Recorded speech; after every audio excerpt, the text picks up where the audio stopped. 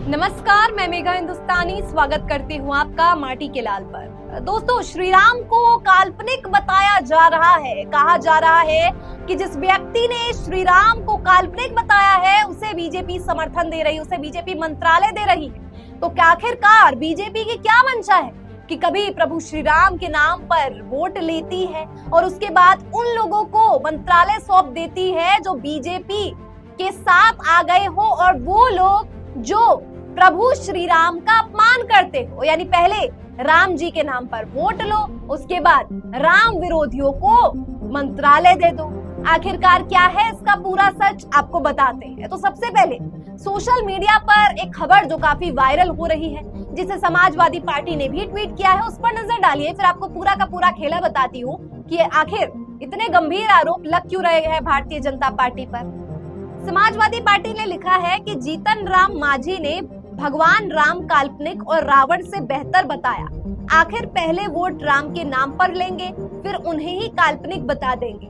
BJP का दोगलापन हुआ expose. चुनाव से पहले राम मंदिर के नाम पर वोट मांगे, चुनाव के बाद राम को काल्पनिक बताने वाले को कैबिनेट मंत्री बनाया।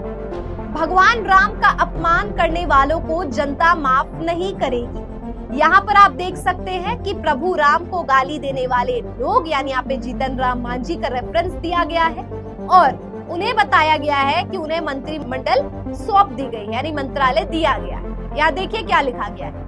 भाजपा को अयोध्या के लोगों ने जमीन क्या दिखाई, भाजपा ने उसको मंत्री बना दिया, जिससे ये लगता है कि भगवान राम काल्पनिक है। सत्ता की लालच में और कितना गिरेगी भाजपा, और भाजपा का हिंदू विरोधी चेहरा देश के सामने आ चुका है। कुछ ऐसे ही ट्वीट्स और भी सोशल मीडिया पर वायरल हो रही है और एक हिंदू विरोधी बीजेपी एक्सपोज नाम का हैशटैग ट्विटर पर काफी ट्रेंड कर रहा है। और ट्रेंड इसलिए कर रहा है क्योंकि आपको याद होगा कि जीतन राम मांझी ने प्रभु श्री राम के संदर्भ में उन्हें काल्पनिक बताया और इसी को लेकर अब लोग कह रहे हैं कि आपने, यानी भारतीय जनता पार्टी ने उत्तर प्रदेश में, न केवल उत्तर प्रदेश में, देश के अलग अलग हिस्सों में, और इसका सबसे ज्यादा फायदा तो उन्हें मध्य प्रदेश में क्लीन स्वीप बीजेपी कर चुकी है, वहां पर हुआ, यानी प्रभु श्री राम का नाम का इस्तेमाल किया गया। अब आप उत्तर प्रदेश में तो आप हार गए, दूसरे नंबर पर आए, 33 सीटें लाए, लेकिन इसका फायदा आपको हुआ तो ना मध्य प्रदेश में। अब आप प्रभु जगन्नाथ का नाम ले रहे हैं, आप कह रहे हैं कि जगन्नाथ प्रभु के शरण में आप आ चुके हैं, तो आपका प्रभु श्री राम के प्रति जो प्रेम था आखिर वो कहा गया। लेकिन ये दूसरी बात है। पहली बात तो ये है कि आपने उन लोगों को मंत्रालय में जगह कैसे दे दी जिन्होंने प्रभु श्री राम का अपमान किया, ऐसा लोग कह रहे हैं। देखिए और इस हैशटैग पे क्या क्या लोग कह रहे हैं। लोग कह रहे हैं ये वही जीतन राम मांझी है जिन्होंने श्री राम के नाम को काल्पनिक बताया और भाजपा वालों ने इन्हें मंत्री बना दिया। फिर वही कहा जा रहा है कि सत्ता के लालची है और न जाने क्या क्या बातें कही जा रही है। यानी कहने का यही मतलब है कि जिन लोगों ने अपमान करने का काम किया प्रभु श्री राम को, उन्हें आखिरकार मंत्रालय में जगह किस तरीके से मिली है। हिंदू विरोधी बीजेपी एक्सपोज। अब बीजेपी को बदनाम करने के लिए इस तरह का प्रोपेगेंडा फैलाया जा रहा है। मतलब अब लोग कह रहे हैं कि बीजेपी के खिलाफ ये बातें जो कही जा रही है उसके डिफेंस में कह रहे हैं। चलिए आपको कुछ और ट्वीट्स पढ़ाते हैं जिससे आपको समझ आएगा कि आखिर मंत्रिमंडल में उन लोगों को क्यों जगह मिल रही है जिन्होंने राम के विरोध में बातें कही है, बयानबाजियां करी। और बहुत से लोग ऐसे लोगों को डिफेंड करते हुए भी नजर आ रहे हैं। लोग तो ये भी कह रहे हैं कि प्रज्वल रेवन्ना गिरफ्तार हो चुका है, बृजभूषण पर केस चल रहा है, इन्होंने नया तमाशा जीतन राम मांझी को चुन लिया है। सरकार बनाने में भले ही पार्टी किसी की भी शामिल हुई, लेकिन भला तो देशवासियों का होगा। बताइए क्या आपको ऐसा भला चाहिए जिसमें एक पार्टी श्री राम के नाम पर वोट लेती है और फिर वही पार्टी जब उसे नहीं फायदा पहुंचता है किसी राज्य में तो वो जिसने प्रभु श्री राम का अपमान किया है उसे टिकट देने का काम करती है। बताइए ये कहां तक जायज और कितना ये विरोधाभास है एक पार्टी का जो कभी उसी प्रभु श्री राम के नाम पर वोट लेती है और फिर उन्हीं को अपमानित करने का काम करती है। परीक्षा में एक नंबर कम आ जाए तो आम इंसान फेल हो जाता है और सरकारी नौकरी भी नहीं मिलती, लेकिन चुनाव में हारे हुए नेता को यह मंत्री पद मिलता है। ऐसा महान देश है, रवनीत बिट्टू के संदर्भ में कहा जा रहा है। देखिए मंत्रिमंडल की अगर हम बात करें तो बहुत सी ऐसी दिलचस्प चीजें देखने को मिली है,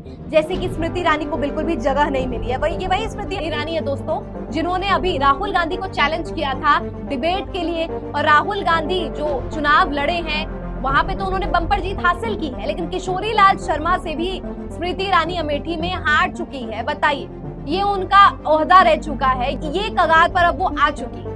लेकिन यहाँ बात केवल जिसकी मैं बात कर रही हूँ मंत्रिमंडल में जिन्हें शामिल किया गया, जीतन राम मांझी, बिट्टू, ये तमाम वो जो लोग हैं यानी स्मृति ईरानी, उन लोगों की नहीं है। यहाँ पे बात है कि आखिर जिसके हाथों में सत्ता सौंपी जाएगी, क्या वो देश की कमान अच्छी तरीके से चला पाएगा? क्या देश में सुचारू रूप से सरकार चलाने में कामयाब हो पाएगी बीजेपी? ये तमाम वो सवाल है जिस पर मंथन करने की जरूरत है, सोचने की जरूरत है कि आखिर क्या होगा। और देखिए, मैं फिर से आपको कुछ और भी पोस्ट पढ़ा दूं ताकि आपको समझ आए कि जीतन राम मांझी के संदर्भ में जो बातें कही जा रही है वो कितनी ज्यादा लोगों तक पहुंच चुकी है। और लोगों को बीजेपी का ये दोगलापन भी समझ आ रहा है कि लोग कहते कुछ है और करते कुछ। अब देखिए, बहुत से लोगों ने मणिपुर को में शांति की राह देख रहा है, मणिपुर शांति की राह देख रहा है।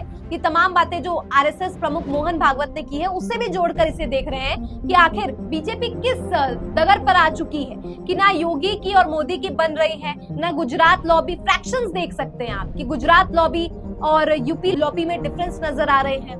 फिर आप देख सकते हैं कि आरएसएस ने भी मोदी से साइडलाइन कर लिया है। मोदी ने उन लोगों को कैबिनेट में जगह दी है जो हार भी चुके हैं, उन्हें भी जगह दी है, और जो उनके कठपुतले उनके इशारों पर चल सकते हैं उन्हें जगह देने का काम किया गया है। और दूसरी तरफ जो स्मृति ईरानी और बहुत से ऐसे लोग, हालांकि वो हार चुके हैं लेकिन उनकी वफादारी पार्टी के प्रति कितनी ज्यादा है, उन लोगों को बिल्कुल भी जगह नहीं दी। तो मंत्रिमंडल पे भी, मंत्रालय पर भी सवाल खड़े हुए हैं कि आखिर नीतीश कुमार और चंद्रबाबू नायडू को कोई विशेष क्यों नहीं दिया गया है मंत्रिमंडल में जगह, और उन्होंने क्यों नहीं मांगा।